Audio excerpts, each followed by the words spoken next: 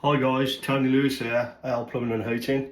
Going to try out the SCRUBB Mould Remover, see how we get on. So that's it sprayed on. Going to leave it now for 15 minutes and see what happens. There's a lot of muck coming out of that. And a gentle wipe. I'm very impressed.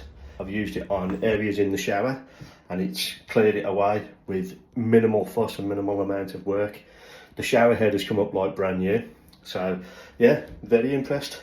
It's a good size, nice weight, trigger operated, and it's got a safety on off on the top, so when you turn it off and put it away, it's not going to be turned on accidentally if children get hold of it, which they shouldn't, but if they do, hopefully the off button on it will make it safer.